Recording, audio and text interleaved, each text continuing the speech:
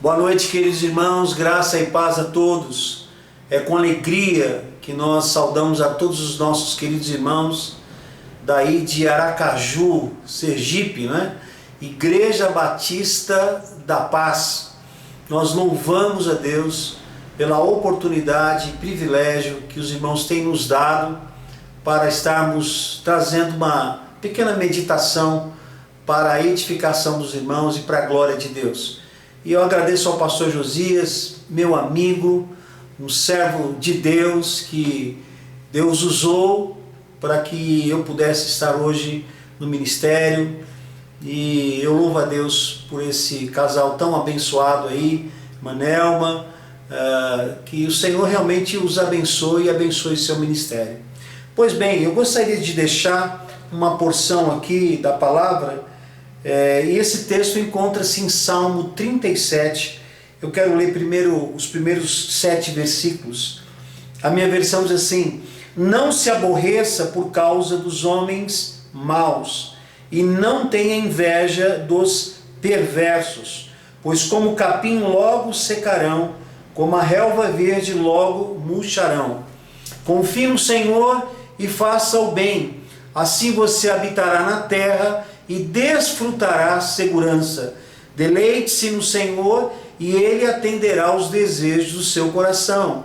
Entregue o seu caminho ao Senhor, confie nele e Ele agirá. Ele deixará claro como a alvorada que você é justo e como o sol do meio-dia que você é inocente. Descanse no Senhor e aguarde com Ele com paciência. Não se aborreça com o sucesso dos outros, nem com aqueles que maquinam o mal. Amém. Que Deus nos abençoe com a sua palavra.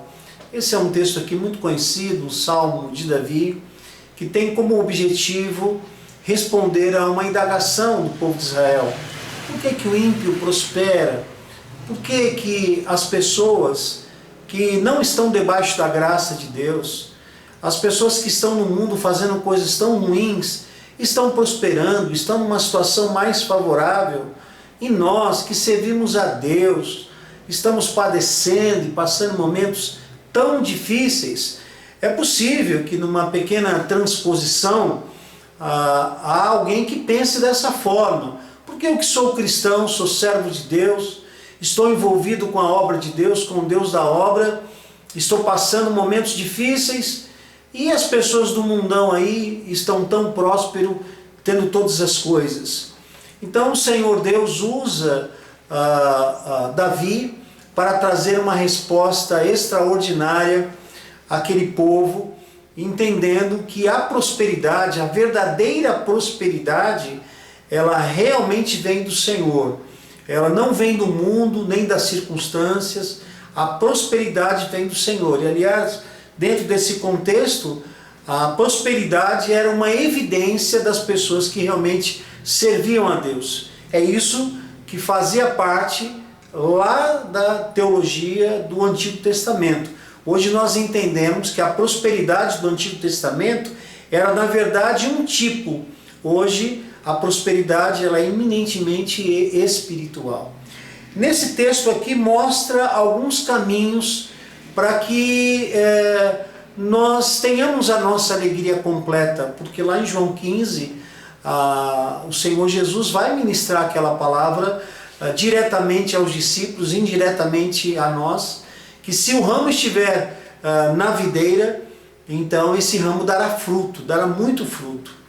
Mas eu tenho aqui alguns caminhos pelos quais Deus nos abençoa e nos dá a prosperidade, a verdadeira prosperidade. E eu quero aqui citar pelo menos 4 verdades apoiados em 4 verbos, a fim de que, se cumprindo estes princípios, certamente nós vamos desfrutar das suas promessas. Então, o primeiro verbo aqui no versículo 3 diz: confie no Senhor e faça o bem. Nós temos aqui uma junção entre confiar no Senhor e, em face a esta confiança em Deus, nós devemos produzir boas obras. Aliás, foi para isso que nós somos chamados. Quando nós percebemos as cartas, nós veremos que nós somos chamados para a santificação e para também fazer as boas obras.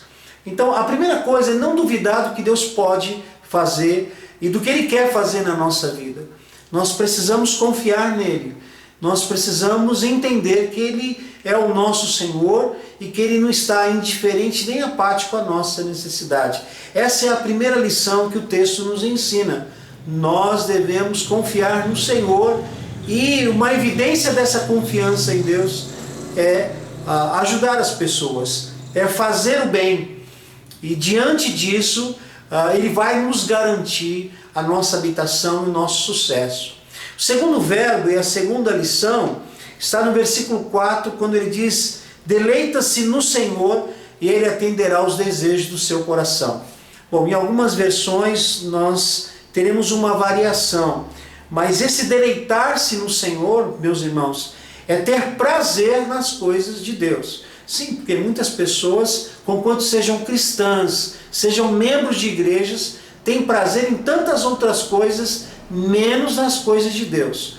Vai para a igreja com pesar, lê a Bíblia com pesar, ora com pesar, vai às reuniões de oração com pesar. Tem que ser com pesar, tem que ser com prazer.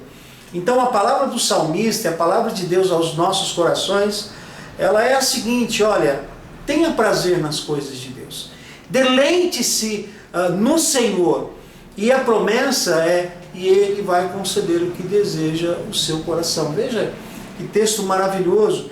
Esse verbo vai mostrar que nós devemos ter prazer nas coisas de Deus e devemos agir com sinceridade. De repente você não está tendo aquele prazer nas coisas de Deus, você precisa tratar isso com Deus. Você precisa conversar e falar: olha Deus, eu estou tendo dificuldade de fazer a obra do Senhor com alegria. E Deus, pelo poder do seu Espírito, vai dar esse prazer. Porque todo empreendimento espiritual deve ser feito pelo Espírito de Deus, senão você não obtém o verdadeiro êxito, né? Bom, o terceiro verbo, que é um texto muito conhecido, que está no versículo 5, que diz: entrega o seu caminho ao Senhor, confia nele e ele agirá. Bom, entregar o caminho aqui é entregar o seu projeto, entregar os seus sonhos, entregar os seus planos ao Senhor. Todos os nossos planos, nós precisamos submetê-los debaixo do crivo de Deus, debaixo do crivo do Senhor. É Ele que precisa balizar, aprovar ou não os nossos projetos. Então, essa palavra e este verbo se nós queremos ter êxito, ter sucesso e ter verdadeira prosperidade que vem do Senhor, então entrega o teu caminho ao Senhor. Essa fala para o judeu, ela tinha um entendimento bem diferente. Haja vista que o caminho para o judeu era algo muito penoso, muito trabalhoso, ele levava muitas coisas. Era um caminho onde ele corria perigo, diferente dos caminhos hoje nossos. Mas essa palavra diz respeito ao projeto, porque o caminho para o judeu seria um grande projeto. Pois bem, então, nesse texto, versículo 5, nós vamos aprender que nós precisamos entregar os nossos projetos a Deus. Muitos estão em rota de colisão porque querem fazer as coisas sem submetê-lo à vontade de Deus. Então nós precisamos entender: será que Deus está nesse negócio? Será que isso vai glorificar a Deus? Será que esse é o tempo devido para que Deus abençoe esse projeto? Então, entrega seu caminho ao Senhor. E o último verbo é descanse no Senhor. Pode até ser muito perto essa aplicação de, por exemplo, confiar, de deleitar-se ou de entregar, mas esse descanso no Senhor, do versículo 7, vem seguido pela seguinte frase: aguarde por Ele com paciência. Então as coisas não são na hora que nós bem entendemos, né? Nós aprendemos na teologia que o nosso tempo é cronos, mas o tempo de Deus é kairos, que é o tempo oportuno de Deus. Então a paciência aqui, que alguns traduzem, principalmente lá em Gálatas 5, quando fala das características do fruto do Espírito como longanimidade, que é sofrer prolongadamente, significa que com Deus não é toque de caixa. Eu preciso descansar no Senhor. Descansar no Senhor é entender que Ele está em seu trono, Ele está no governo de todas as coisas. Então, se eu confio em Deus, confio e faço a obra dEle, se eu tenho prazer nas coisas de Deus, se eu já entreguei o meu projeto ao Senhor, é o momento de descansar no Senhor. Continuar orando, esperando por Ele, que no tempo oportuno Ele vai nos conceder a bênção. Enfim, esse texto acompanha a minha vida, acompanha a minha história. Eu louvo a Deus porque não foram poucas vezes que esse salmo confortou o meu coração, mostrando que Deus está no controle de todas as coisas e eu precisava apresentar as minhas questões no altar dele. Então, se você está sofrendo, se você está passando por um momento de deserto, de vale, um momento difícil, o Senhor nos reúne nesta oportunidade para mostrar que Ele está no controle de todas as coisas. Confie no Senhor, tenha prazer nas coisas de Deus, entrega seu caminho a Ele e tenha paciência. No tempo do Senhor, Ele vai conceder a bênção. Forte abraço a você, que Deus abençoe. Eu quero orar pela sua vida. Eu gostaria que você colocasse o seu pedido, as suas questões no altar de Deus. Eu quero orar por você e pela sua família. Curva a sua fronte, fecha teus olhos, vamos orar. Pai de amor e de imensa bondade, louvado e exaltado seja o teu nome. Ó Deus amado, eu te louvo por esta igreja que está nascendo, por esse grupo de irmãos, ó Deus, que estão fazendo um trabalho extraordinário. Eu te louvo, ó Deus, pela vida do pastor Josias, pela irmã Nelma, por toda a sua família, e eu os apresento no teu altar, que o Senhor conheça as suas necessidades, que o Senhor, ó Deus, entenda, ó Pai, o que realmente vai fazer com que a alegria do teu servo seja completa, e dispense o teu favor, conceda a tua bênção, que eles entendam, discernam, ó Deus, claramente, que o Senhor, ó Deus, não está apático nem indiferente às suas necessidades, mas o Senhor está entrando com providência. Abençoe suas vidas, as suas famílias, os seus familiares, cuida deles em tudo, que nada falta. Ó Deus amado, nós oramos agradecidos em nome de Jesus. Amém. Deus abençoe. Fique na paz do Senhor Jesus. E uma saudação aqui da Igreja Batista Central de Guarulhos. Um forte abraço a todos vocês.